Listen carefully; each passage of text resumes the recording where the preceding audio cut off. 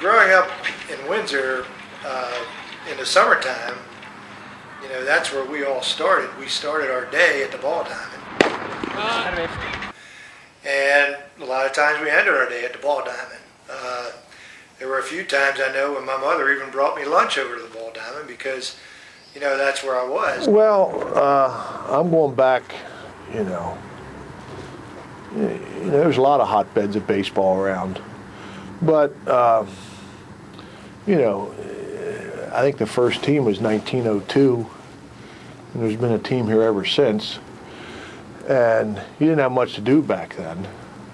Of course, now you got cars and TV and everything, and just the situation. My God, you got a ball field right in the middle of a town. So they used to draw, you know, great crowds, and you know, it was the focus of this town. And growing up as kids, I mean, we lived here in the ball field. You know, one of the best games we played is we used to, if you could have 10 kids here, and right out beyond second base, right at the edge of the infield there at second base, we would take a gumball and a bat, and let's say you had 10 kids, you'd have 5 on each team. We'd play a game called Home Run Derby, in which you would have a pitcher, and then the other 4 players would stand, you know, out against the wall, and then the pitcher would throw the ball into you, to the batter, and if you hit it over the wall on a fly, it was a home run. If you rolled one against the wall, it was a single. If it bounced off the wall, if you hit it and it bounced off the wall, it was a double. If you hit a line drive, a fly ball off the wall, it was a triple. But if they prevented the ball from hitting the wall, it was an out, and you got 3 outs. The big thing was really the wall.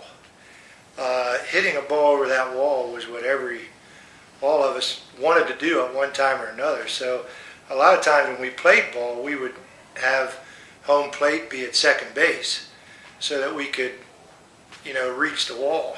And I know a lot of guys even kept track of how many balls they hit over there in the summertime. A few of them even broke Babe Ruth's record. And there were some legends, you know, in Home Run Derby that never really played baseball after that, you know, but they were legendary Home Run Derby players, but they probably never even played for Windsor after that. But they were sort of legendary figures around town if you were the home run king, you know, in the Home Run Derby. But that was, we just lived over here all the time, you know. In the fall, we'd play football out there. You know, it was just a focus. And you know, baseball was big in Windsor because it's been around so long, and it was people, you know, Tuesday, Thursday night, Saturday afternoon, you went to the ball game.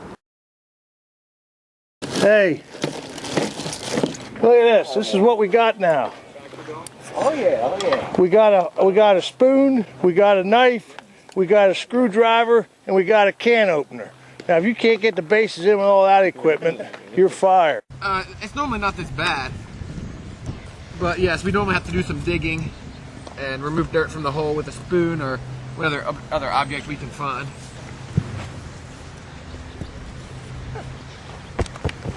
Joe, why don't you get down there and warm Stouty up a while? Hey, he's got to throw off the mound first then.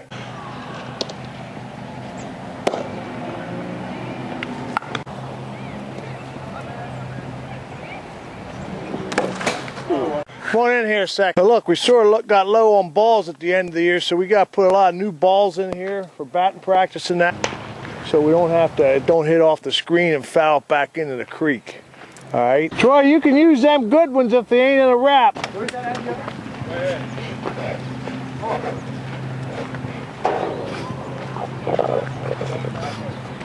All right, turn it around this way.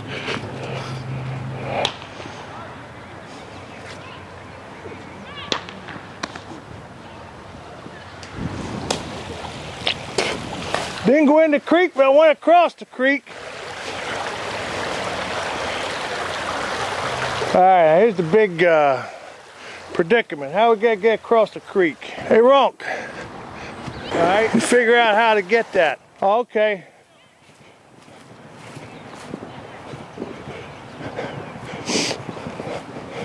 All right, we're gonna bat in the same order again. You're gonna stand up at the plate this time, and I'm gonna throw them in.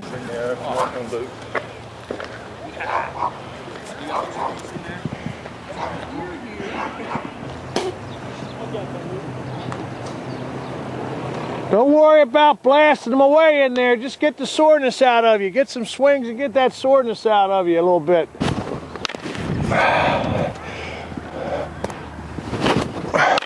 Look at that. Don't throw all year and still in the groove. One more, Zach. So we got about 3 or 4 guys missing tonight. We got like 3 more in college. We got one playing for York College and one playing for Shippensburg. Our ball bag. The pine tar, I got a little bit of it. Oh, okay. How'd that happen? We used to exploded? No, it just leaked out. You know how we used to have a ball bag? Yeah. Now we got a ball box. We lose many of balls in this creek. I mean, you see where the macadam path is there, coming down? There's a creek under that. I mean, you talk about, you know, Three Rivers Stadium out in Pittsburgh, where 2 creeks form to form one. We basically had the same thing here.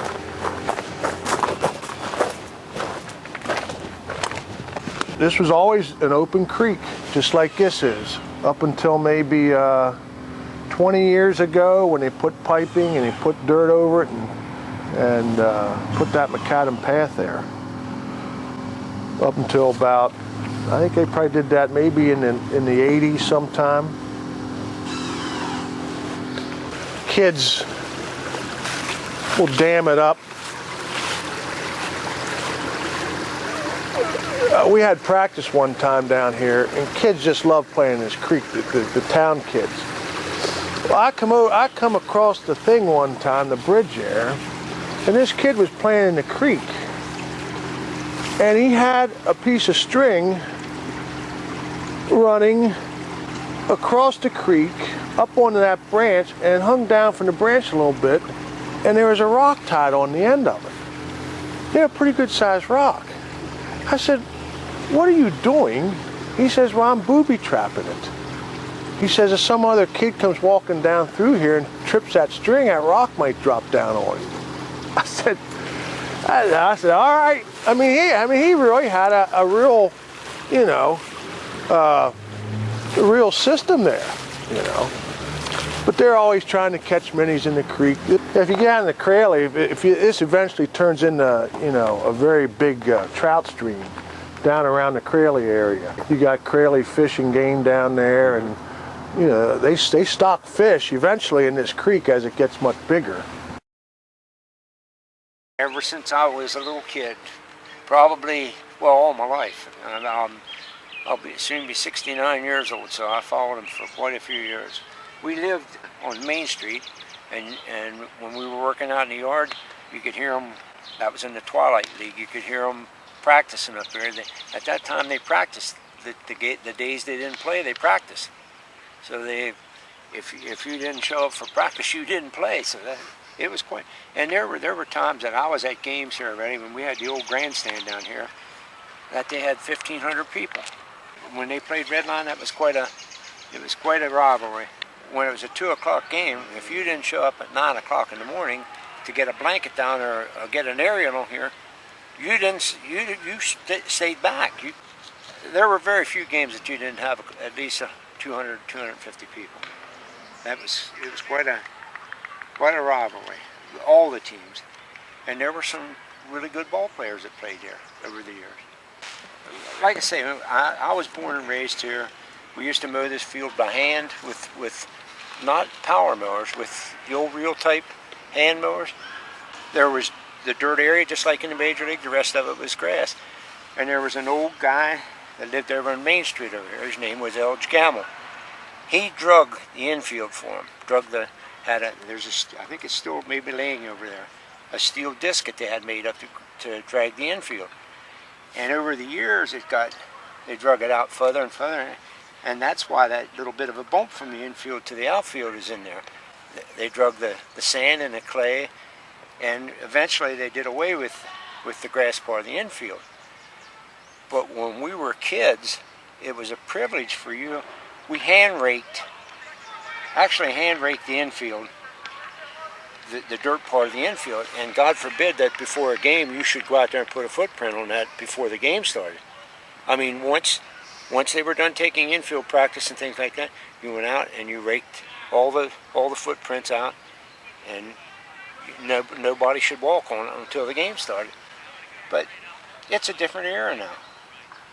We had athletes that played ball, a lot of athletes that played ball here. I don't know of one prima donna like we have in the major leagues now. It's unfortunate, you know. Those guys played for the love of the sport. Now, I don't know for a fact that there was always rumors that certain players were getting paid to play in the Susquehanna League and in the Twilight League. I don't know that for a fact, but I know these guys here are not getting paid, and they're playing for the love of the sport.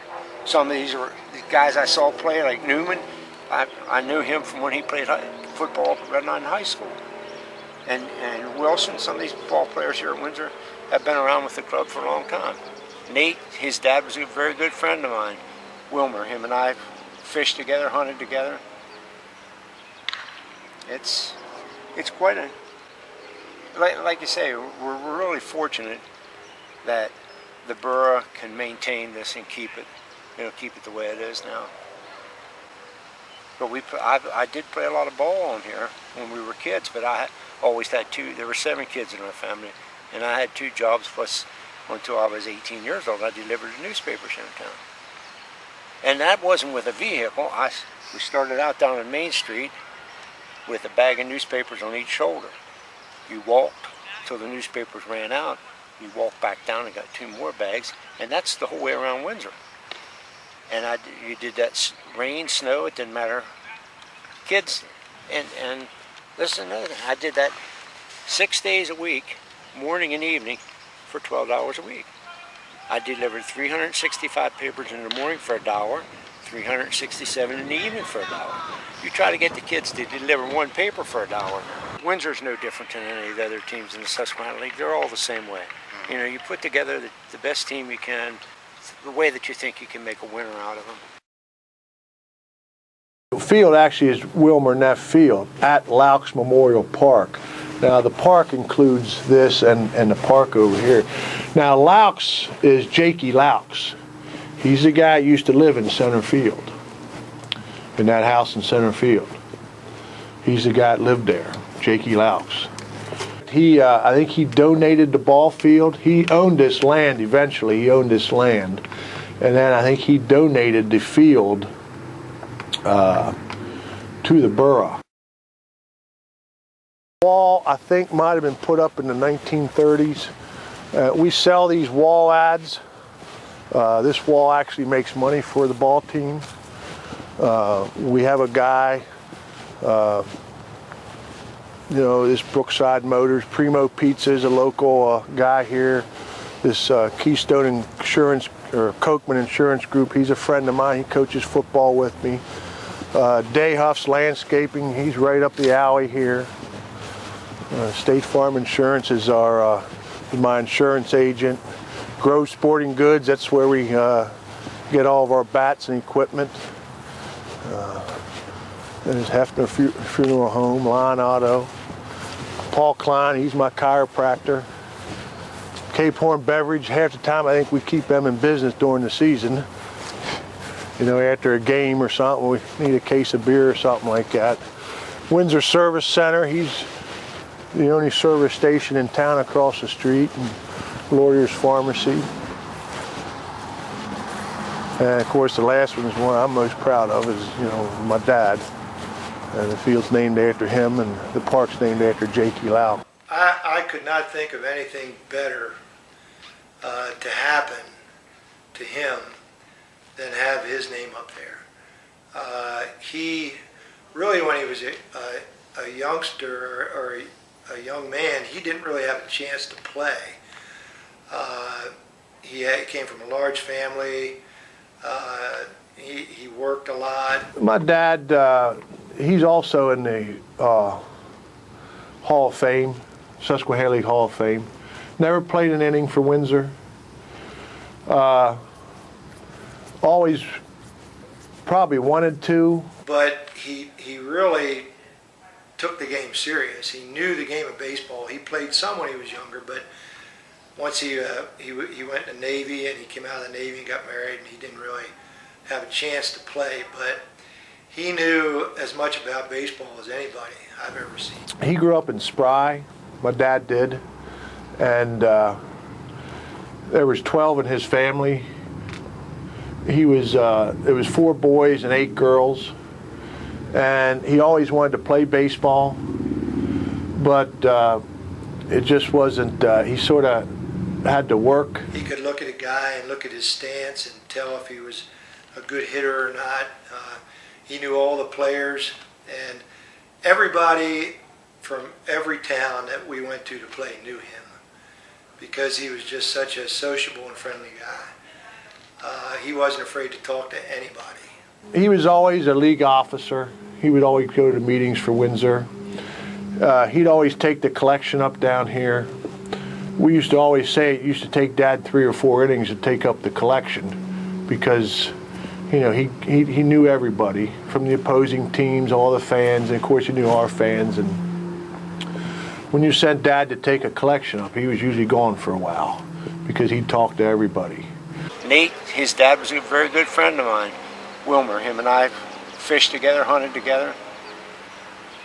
He would give me advice occasionally, and I know he told me one time that I was crouching too low when I was up to bat, and he told me that I should stand straight up because that's the way Ted Williams did it. And I really didn't listen to him for a game or two, and I wasn't doing too well, so I thought, well, I think I'll give that a try. And the first time I tried, I hit one over the fence for a home run. And I told him, I said, well, I guess what you said worked. My dad wanted to try out for the local baseball team in Spry. So he knew his mom and dad didn't want him to. So I think he got his gear together one night, his glove and hat and all that. And my grandmother was always sitting down in the living room, so rather than trying to sneak out, he opened up a window on the 2nd floor and jumped out and broke his arm. So they found out about it. So he never did play baseball. He told me many times he would rather go see Windsor play Felton than the Orioles play the Yankees. It just meant so much to him. Well, down the right field line there, we take a straight line back to the creek, and the creek's out of play. But there's a line that runs across here, and basically now from here on out the creek's out of play. Okay. But I mean, if you're a right fielder and you're coming over here, you could catch a ball. And I played right field many years down here. You run over there and catch a ball and fall in the creek, well, you probably made the catch and you got an out, but you just fell, probably 6 feet down into the creek out there. Wall, I think, might have been put up in the 1930s. Where the wall stops out there, there's a little wall. You see that little wall? That's actually a creek behind there. Now, the reason they put the wall up was to prevent, or in the early days, was to prevent guys from falling in the creek. But that is why I guess it used to be a creek many, many years ago. And that's probably why they eventually built this wall. Now that wall was torn down probably 6-7 years ago, and they put a new cement block wall up. So anything going in that creek out there on a fly is a home run, over the creek's a home run, bouncing into the creek or over the creek's 2 bases. And then the biggie is the barn there in center field. Like I said, we run a red fence from the corner of the barn over to the creek, and from the other corner of the barn up to the house. So anything over that red fencing is a home run. Anything over the barns is a home run. If it hits the house, it's a home run. okay? But if it hits off the top of the barns and comes back into play, you play it. But if it hits off the top of the barns and goes in the red fencing area, that's a home run then, okay?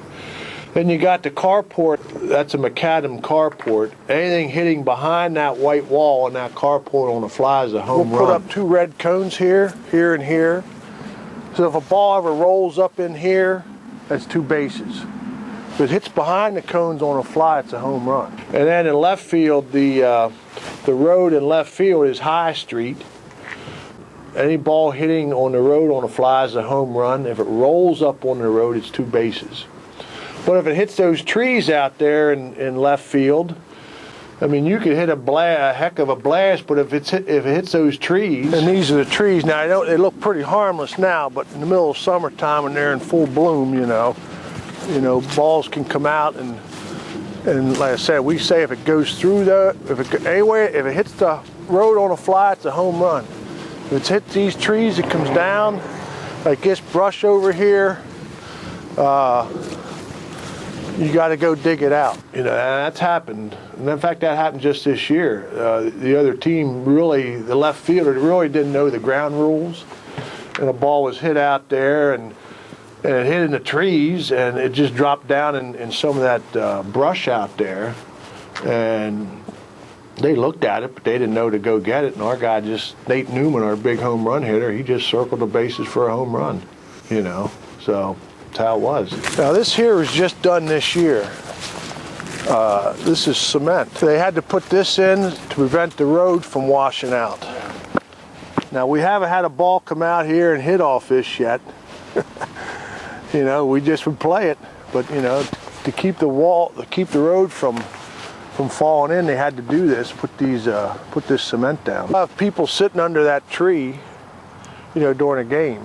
And the way we call that, as far as the ground rules is if a ball's hit out there and it goes into the fans, it's automatic 2 bases. If a pop-up's hit over there, you go over and catch it and run over the fans. You just got to do anything you can, you know, that's how it is. This fence was put up here years ago. The reason it's out so far is there's a sewer line that runs down here. And the fence has to be so far away from the sewer line. I think it's 4 feet. So that's why the fence was put, you know, so far in. Turkey pens, yes. The turkey pens were right in front of the road out there. There was like 3 of them. Well, there was turkey pens in left field, which sometimes had turkeys in them. And so we had to have a rule about if a ball went over the turkey pens or went under the turkey pens or got stuck in the turkey pens. Sometimes it was 2 bases, sometimes it was a home run. And sometimes when you were playing out there were actually turkeys in the turkey pens. Now I did talk to a guy the other week. His name was Sonny Poff. He played down here at Windsor for a year or 2. He played left field. And I asked him, I said, what happened? Did they have a fence in front of the turkey pens? He said, no. He says, if they hit a ball out there, it went under the turkey pens, you had to go under there and get it. And there was a lot of, let's say, turkey waste under there. You had to go in and dig the ball out. And he said, man, you'd run under there and those turkeys you'd stir them turkeys up. They'd be gobbling all, you know. And when a ball hit up against them, why they all gobbled. You know, you'd hit a ball off of it. You know, you'd hit a ball at the front of the pen, man. You'd stir them all up, and yeah, it was quite a scene. But the last thing I know is the spark plug. So I go home and get my spark plug wrench, you know, and bring it down. Well, it just slips on it. It's too big. So Luke King, he's our first baseman and pitcher. He has a motorcycle. He works on motorcycles all the time. So I told him to bring his tools down. We'll pull that spark plug out and check it. Maybe, you know, I don't know if we can prime or we can't get the spark plug. Put new gas in. So, and I brought this spark plug wrench down. And not too big? Too big. All right, a look here, guys.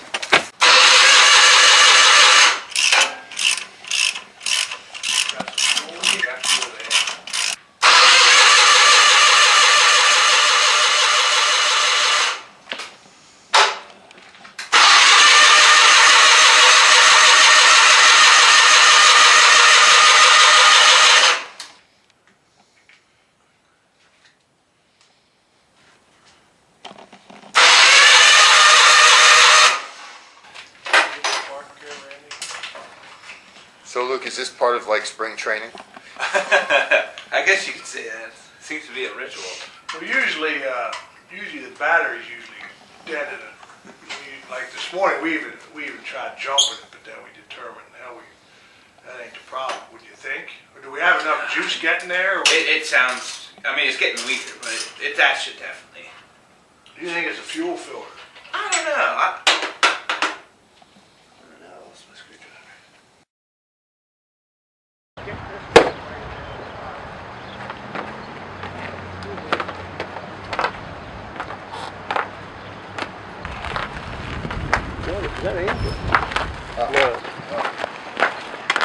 Down at the corner of the fence. It's good to there. 5 or 6 years probably I've come down and helped them. Well, actually I played here a couple years ago, so that's probably how we started. Then Nate fired me and I had to go find somewhere else. Pull it a little snug and I think it'll straighten that right out. That heavier string this year really worked better.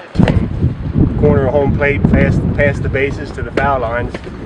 So when we paint our foul lines, they're exactly straight. Take it as high as you can. Try to get it straight out. Pull it tight this way. Lift it up as high as you can get.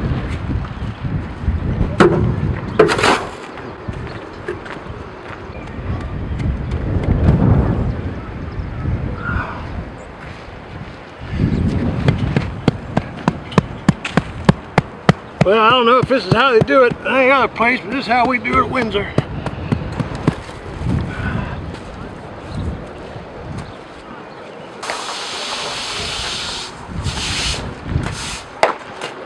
First base looks pretty good this year. Holy crap. Spent most of our time there when we were kids. We'd make up our own games, of course. Usually what they called a gumball or softball, rubber ball, you know. We'd make up teams and then stand out at second base and hit them over the fence. Well, you know, at those times we didn't have much television and that kind of stuff to take up your time, and we spent most of our time playing ball there. It used to really be something out there. We used to, especially when we played Red Line, when the Twilight League team played Red Line, we really gathered attendance over there. I mean, and loud and rooting and swearing and going on. I guess kids aren't interested anymore like you. I mean, we used to have baseball for boys, you know, and we got to the place where we couldn't get enough to have a program like that.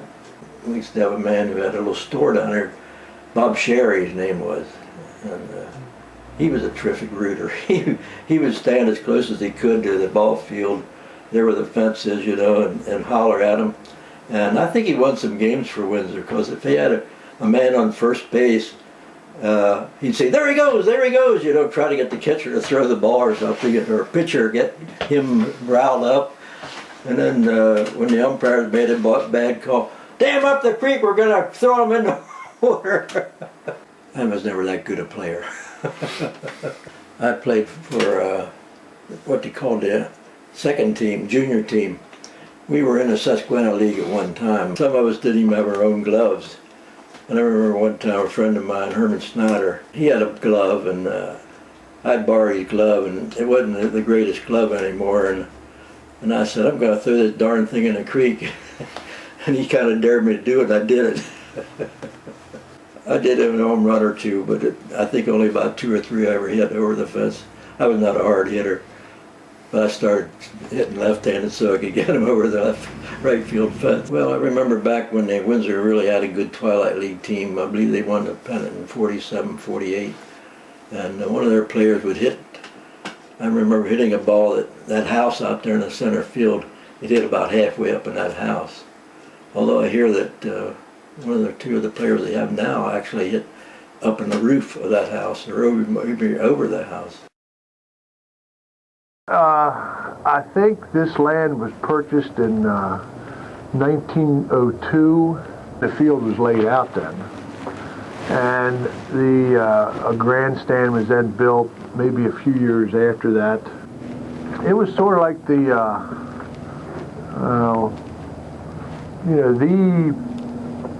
facility for baseball in York County. It was a real hotbed. Growing up in Windsor in the summertime, and almost all the time, that's where we all started. We started our day at the ball diamond, and a lot of times we ended our day at the ball diamond. You didn't have much to do back then. Of course, now you got cars and TV and everything, and just the situation. My God, you got a ball field right in the middle of a town, and so they used to draw, great crowds, and it was the focus of this town. And growing up as kids, I mean, we lived here in the ball field. There were a few times I know when my mother even brought me lunch over to the ball diamond because, that's where I was. That was where we spent all our time. And the grandstand, of course, was a great place to meet because it had a roof on it, so if it was raining, you could still kind of hang around over there. And then that original grandstand was then torn down and expanded maybe like in 1930. And then that old grandstand had a locker room in it, had showers.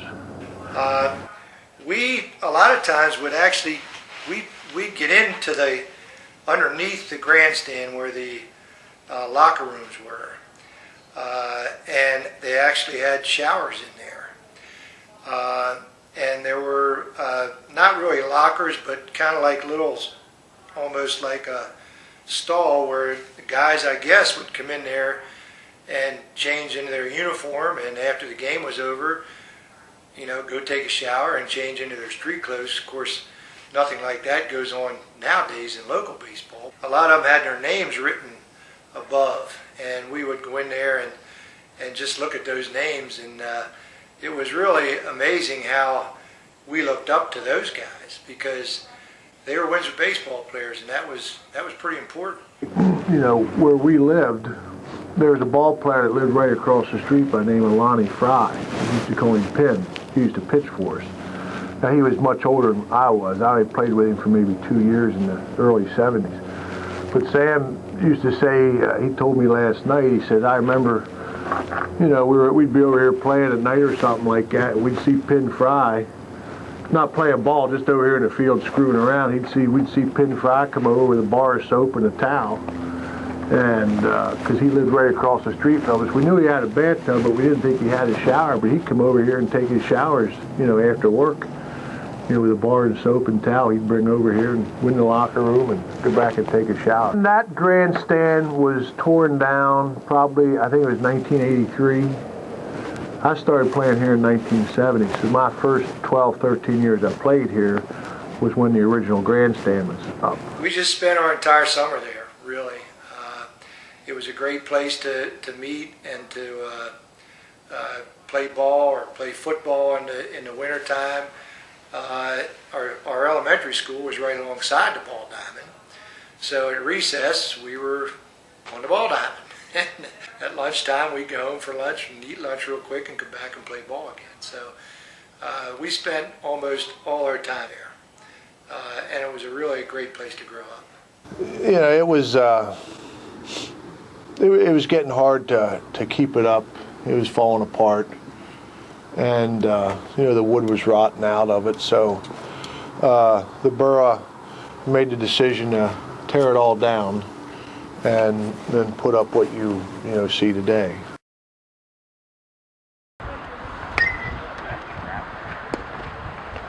Nothing.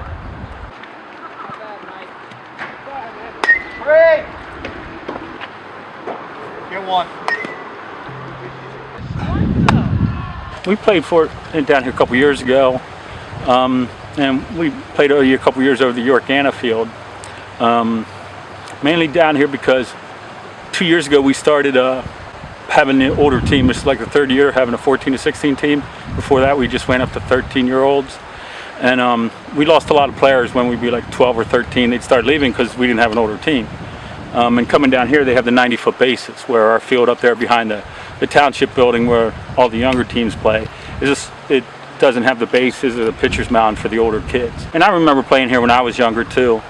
So we're familiar with the field, and we really come down to the borough because, you know, the bigger kids, they're playing on the 90-foot bases and the 60-foot pitcher's mound like the men's team play on. When I was 14 and 15, I played at Windsor Township. So I remember playing here. Actually, back then, Windsor Township had a team and Windsor Borough had a team. Like now, we play county-wide. I remember when I was younger, we played, it was a smaller league. It was like Coonrads, Felton, Windsor Borough, Windsor Township, and Red Lion had had their own league then, because that's who I remember playing. So we played here. It was the old wooden bleachers were around it. And then I played a little Susquehanna League when I got out of the service. And of course, I played Felton. And I remember playing Windsor here a few times. So, you know, the field's been around a long time, and I guess a lot of stuff's happened down here. I remember the wooden grandstands because I remember one game when I was 15, my sister showed up, and for some reason she had a camera, and she actually has a couple pictures, and I remember her up in the old wooden bleachers and stuff when I was playing for Windsor Township many moon ago. Most of the fields in this league, unless you're playing at a high school field, you're going to have a dirt infield because a grass infield is just so hard, you know, it takes a lot of work to maintain. The thing is with the dirt, you know, the Dymatech, the type of dirt we use, it holds a good bit of water and you can still play on it. But once it gets saturated, you know, once it gets the saturation point, it's like a mud pit, and you don't want to be on it because it's slippery and dangerous. So it has its advantages and disadvantages as far as that goes. What I hate worst is you get so many foul balls in that creek, and once it's in there, you know, they're done for the game. What I do is I take them home, actually wipe them down, put them in the oven for about 2 hours at about 200-300 degrees, and that dries them out and you can use them. You obviously can't use them for a game ball anymore, but as you see batting practice, I move them right back up against the backstop, because if not, everything they hit up goes into the creek. It's very rarely you get something hit over this fence on this side and it's not in the creek. So. Oh, got it. Got him up. You just have to expect that, and the wife expects half a dozen baseballs to be in the oven the next day. I don't know a lot about it, but I had a player a couple years ago that played for me. His dad lives up in there, and he pretty much says he's learned when the men's team is here, he takes his car and moves it out on the road because he's had enough hits, enough things out there that he knows to get his vehicle out of that alley, or he's gonna have a chance of having some damage. Stop or covering second. Pitcher and first baseman are covering first, okay? What you're going to do, get the guy to run down. We always want to push him hard back to the previous base, okay? Even if he gets back there safely, at least he got nowhere, okay? Especially a good fast runner, two-thirds of the time, they're going to get that next base on. You got a volunteer? Hop over there. Yeah, buddy. Huh? Yeah, I want you at short for this. Jesse, I want you at second for this drill right now. Mike, you at third. Chad, you got to get over to first then. All right.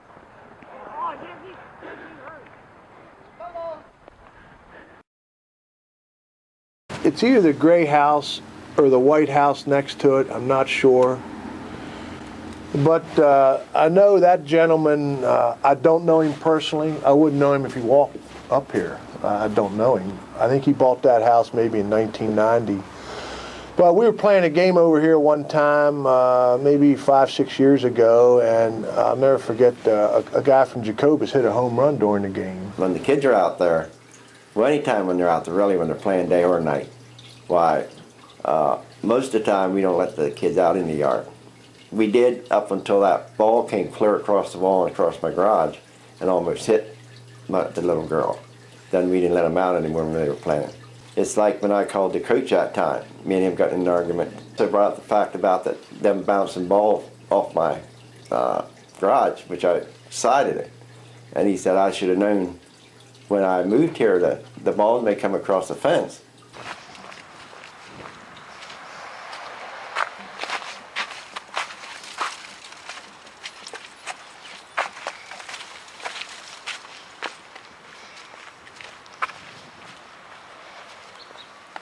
right there in one of them. I said, that's true, but I said, how about if I come to your house with a baseball bat and some balls and I knock some balls off your house? Then you should have known I might come and do that when you bought that house, shouldn't you? Next day I got a call from the borough lady saying that this gentleman had called down and really is mad because the ball, he had his granddaughter, had his granddaughter on the swing set at the time the home run was hit, and the ball almost hit his granddaughter. And he was pretty upset about that. So she suggested I call him, which I did. And I talked to him, and it's like he was pretty ticked off. He says, well, that ball almost hit my granddaughter during the game, you know. Almost hit her while she was on the swing set. He says, what should I do about it? But I said, the big thing that makes me mad is that a kid almost got hit. My brother-in-law's, his son, wouldn't come across and broke the sunroof on his car. And he even called the cops to see what he could do about it. They said nothing because it's Ballfield. So it cost him a sunroof in his car. And he was really mad about it. I don't blame him, you know. If you park your car somewhere where it's in legal parking space, I don't see why your stuff should be busted up. And so when it's night and they're planning the games at all, we bring the kids in because I ain't going to chance it. A ball come across that fence with the speed it's got, man, it could kill a kid. It could kill a grown-up probably, you know what I mean? So we just got to bring them in, you know, just for safety reasons. Now we're out there, we're grown-up, but we could get hit too. But, you know, if we get hit, we probably ain't going to tear you near as hard as the kid would. I said, well, I don't know. I said, I can't stop the ball game because you have your granddaughter on a swing. I said, what I would suggest is maybe if you want to put her on the swing set during the ball game, maybe stand there with a baseball glove. Like they said, now I don't know, but my wife said when they put the new ball up that somebody told her that they dropped it block. I never paid no attention to exactly how high it was. The only thing I can recommend you doing, because I can't stop a ball game because, you know, your granddaughter's on the swing. When I said, well, he says, you wouldn't like it if I come over to your house and hit balls off of your aluminum siding, would you? I said, no, I wouldn't like that. I said, what's your point? He says, well, my garage there is all aluminum siding. It's all banged up from balls hitting it. I said, no, I wouldn't like that. But I said, when did you move here? He said, well, I bought this in 1990. I said, well, was the ball field there when you bought it? He says, yeah. I said, well, what did you expect when you bought the house? What did you expect? It's a ball field. Did you expect us to graze, cattle grazed over here? I mean, it's a ball field.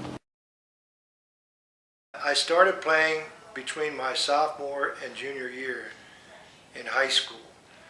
I was on the roster, but I wasn't actually a part of the team yet because our high school team was still playing. One night I was sitting at the supper table, and the manager at that time was Penny Smith, and he came down the alley behind our house and stopped in and knocked on the door, and we were eating supper, and he had a uniform there for me. He said, we have a guy that's hurt, and you're going to start at first base tonight for Windsor. And I was speechless. I mean, I was just thrilled to death to even have a uniform, and to go over and play with these guys was really something. When I went over there, all my buddies were just saying, man, you got a uniform, are you going to... I said, yeah, I'm starting at first base tonight. That's what they told me, and that's kind of how I started. I don't really remember how I did. I know we won, and the guys were all really nice. Of course, I knew who they were. They didn't really know me very well. I don't really remember if my uniform fit me well or not because I didn't really care. All I knew is I had a uniform with Windsor on, and and I was playing first base. And then I played for, I think, 20 years I played. And it was a great time. I loved it. The attendance wasn't quite as good when I started playing as it was, in the 50s. When I was a kid, I remember going to the ball games, and the grandstand was just packed. People standing around the field. It was just what you did on a Saturday afternoon.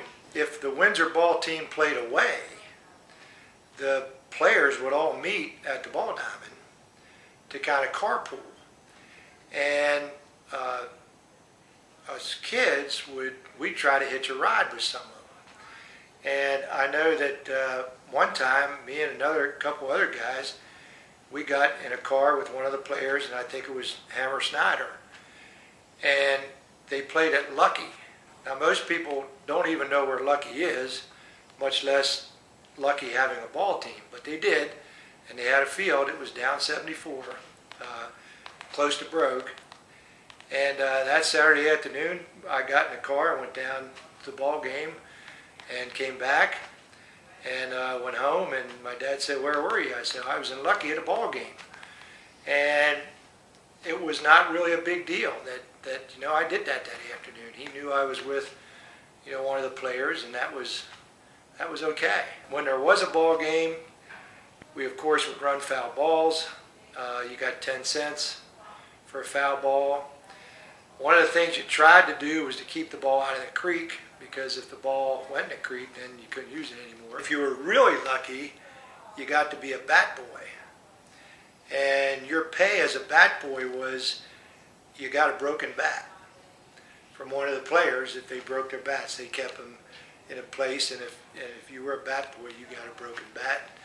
You taped it up or tacked it with some little nails, and that was also quite a thrill. And when the ball games were over, we used to run the bases before they take the bases in, and if it was still light out, we'd try to get a ball game going after the regular games. I know that the people that sat in the grandstand, actually when they paid their admission, they got a scorecard, and it just had a little place where you could keep score if you wanted to, and of course some advertisements, and then that's what you sat on when you were sitting in the grandstand, so I guess you didn't get dirt. The grandstand was really the really different part of our ballpark, because the people were right down on the field, and you could hear everything they'd say, and they said a lot of things. I do remember, and this goes back a ways, but there actually at one time was a radio booth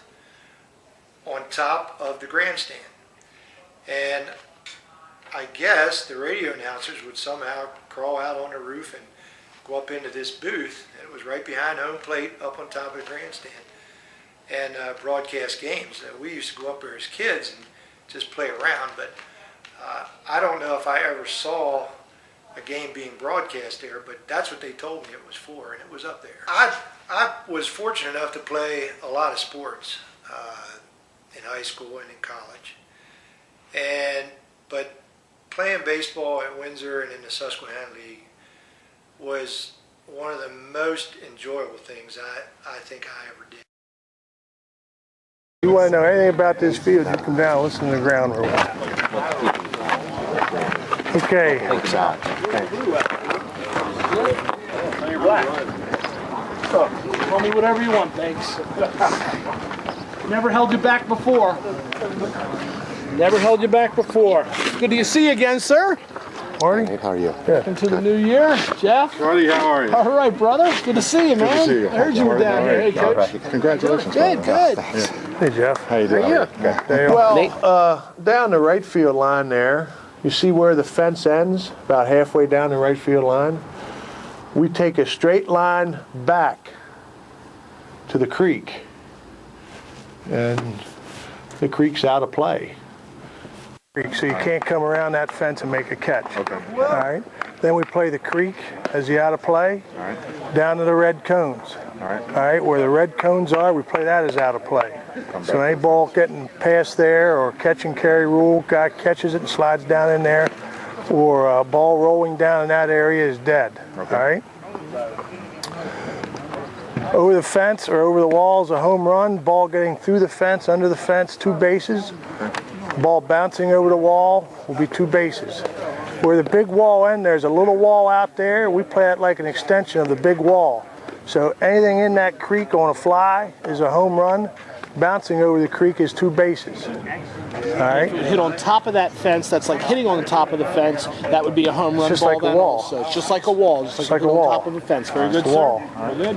All right. In center field, anything over the red fencing is a home run. Hitting off the top of the barns and coming back into play is playable. Hitting off the top of the barns and going to the red fencing area will be a home run. Okay. All right. Ball rolling under the barns is 2 bases. All right. A ball going past them 2 red cones there, that's a walkway there, 2 bases. Okay. The white wall there, anything hitting behind there on a fly, that's a carport behind there. Anything hitting behind that white wall on a fly is a home run. Rolling up into that area is 2 bases. Anything hitting behind that white wall on that carport on a fly is a home run. But if a ball rolls up into that area, it's 2 bases. And then in left field, the road in left field is High Street. Any ball hitting on the road on a fly is a home run. If it rolls up on the road, it's 2 bases. But if it hits those trees out there in left field, I mean, you could hit a heck of a blast, but if it hits those trees, if it goes through the trees and hits on the road on a fly, it's still a home run. But if it hits the trees and comes down, you just play it. And if it gets in that brush out there, you got to go dig it out and find it. The guy just keeps running. So, that's happened. And in fact, that happened just this year. The other team really, the left fielder really didn't know the ground rules. And a ball was hit out there and it hit in the trees and it just dropped down in some of that brush out there. And they looked at it, but they didn't know to go get it. And our guy Nate Newman, our big home run hitter, he just circled the bases for a home run, So that's how it was. The foul pole's not the end of the playing field. You got the bank behind it. This side of the road closest to the playing field is the end of the playing field. You got a gap here, and you got a gap up there where the fence goes back. Anything getting through there would be book rule. Everything's playable though in front of the scoreboard. Yep. Right? Yep. Okay. Ball could hit foul or hit fair, go foul, and be behind that fence. They can throw over dead territory to get here to home plate. Okay. Okay. Ball could get behind one of these tarps here. That'd be a book rule on that too. Okay. All right. Any questions? I think we're good. That is white stone out there. That's white stone, yeah. Not cement. No, I couldn't tell from here. How else we got to keep the road up? Could be. Dale? You got to keep the road up somehow. You got to put cement out there. So yeah, ball could hit that cement and bounce back. Because the flowers blooming or something. I think it looks great like that. But that was good. Yeah. Keep them hopping, guys. Okay. Praise the Lord to be here today. Let's have some fun.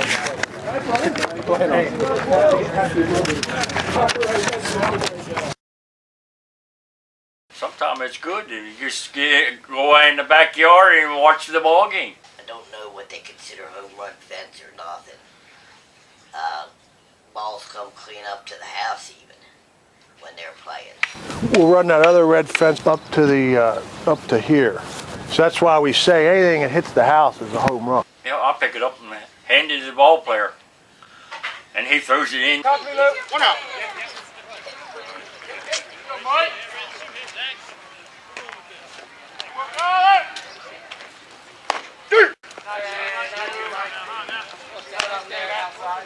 It's just my backyard. And the only thing ever happens is he has some guys around here that come out here and sit out here around the carport and watches the ball game with him. When they play over here, and I watch the ball game. That's all I do. I make sure I mow my yard. They can't find the ball. Well, I remember back when Windsor really had a good Twilight League team. I believe they won the pennant in 47, 48. And one of their players would hit. I remember hitting a ball that house out there in the center field. It hit about halfway up in that house. Although I hear that one of the 2 of the players they have now actually hit up in the roof of that house or over the house. I don't know if you know Nate Newman. I should give you that name or something.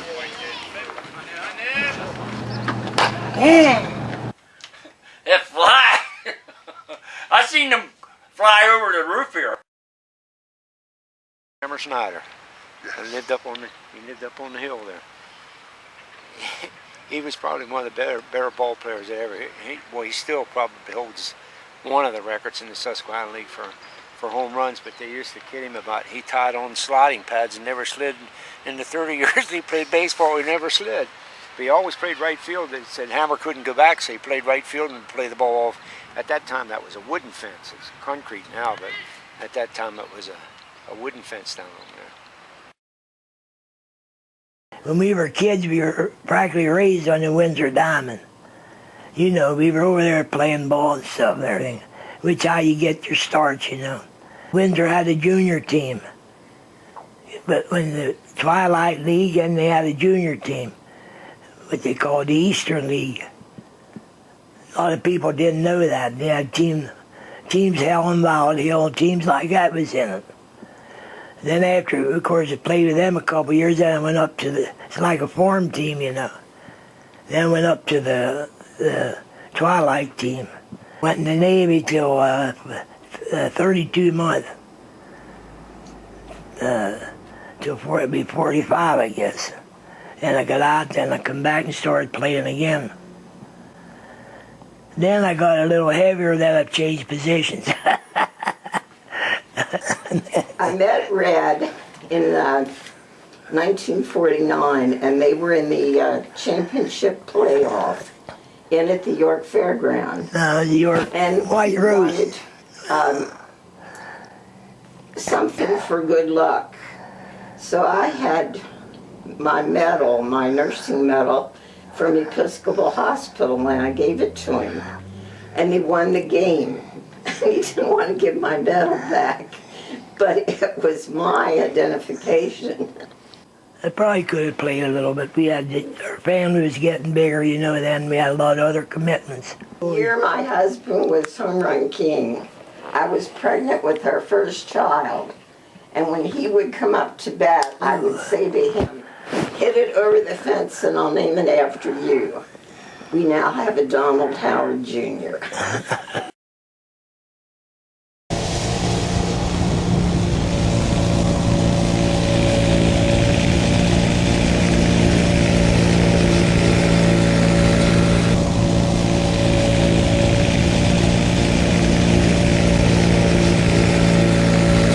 Okay, listen up. Now look, we're lean this year. Okay? We'll play some ball, we're gonna play some ball. Now we gotta have communication. I gotta know when you're not gonna be there. We're lean. The team you're gonna play. Now, you ain't gonna play every game. You're not in the lineup, don't worry. You're gonna be needed the next game, you know, the next whatever. You're gonna play maybe that game, next game, whatever. Okay? But, you know, don't get all bent out of shape. Because we're going to need every one of us. We've got guys that are working shifts that we never know what's going on. And the guy on the boat down in Philly, he's here 1 week. This is the next week. So, you're all going to get to play a lot of ball. With Matty, center field, Willie will bat second on second, Newman third base, Rick fourth, right field, Stout fifth pitch, Petrobone sixth, left field, Luke seventh, first base, Runkle eighth, shortstop, Zach ninth, catch. Well, I was waiting for them to turn the fire horn on. That's sort of our rally cry, but you know, our guy gets a hit, and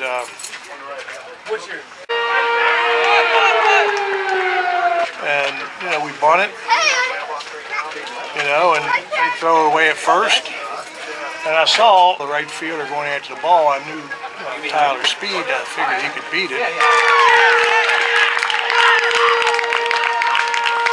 know, I was going to send him because, you know, he's really fast. I figured he could make it. And he did. So got a break. They played a good game. We played a good game. That's how it's supposed to be. You know, we probably draw better than anybody. You know, and we'll see what our collection was today, but it's probably pretty good. We'll see if we sold out of hamburgers. If we did, that was a good day. I'm the creek guy, and if the ball goes over the creek and all that, I gotta go dig them out. Ain't too bad on right-handers. Who put the can opener in the ball box?